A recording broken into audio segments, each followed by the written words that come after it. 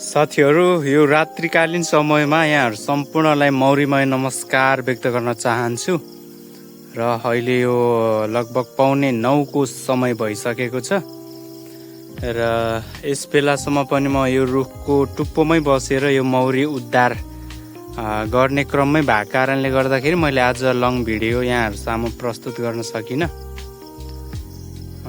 यसरी मैले चाहिँ यो रुखको टुप्पोबाटै यसरी एउटा छोटो छोटो भिडियो लिएर आजको लागि म यहाँहरूसँग बिदा हुने जमर्को गरिराखेको छु।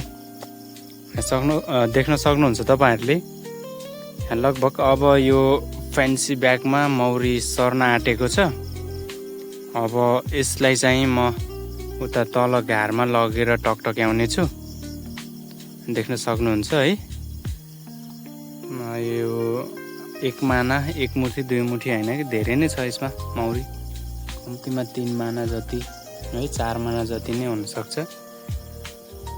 मौरी धेरै नै भएको कारणले गर्दाखेरि म करिब यो रुखमा 2 घन्टा 3 घन्टा अगाडिदेखि छु। कहिले तल झर्ने कहिले यहाँ आउने गरेर मैले यसरी धेरै दुःख कष्ट गर्दै यो मौरी उद्धार गर्ने जमर्को गरिराखेको छु।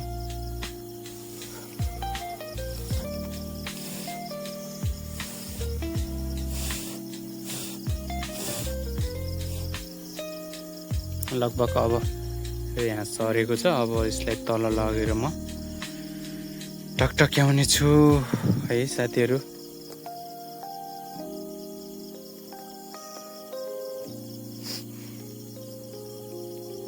ल यस्तो रह्यो, थोरै सानो मेहनत पक्कै पनि छैन।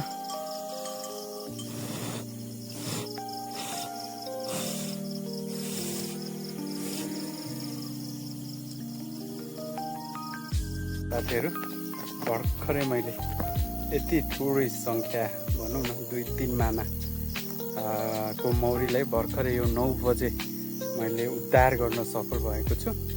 देख्न सक्नुहुन्छ तपाईँहरूले है, त्यति धेरै छैन त्यही पनि एकदमै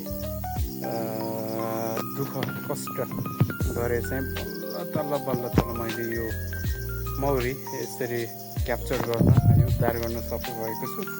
अब यसलाई म उता घारमा लगेर टकटक्याइदिनेछु है। यो कुरा छ साथीहरू है। धेरै समय रुखमा बसेर रुखको टुप्पोमा बसेर मैले यो मौरी उद्धार गरेको हुँ। के भन्नु छ र है। अब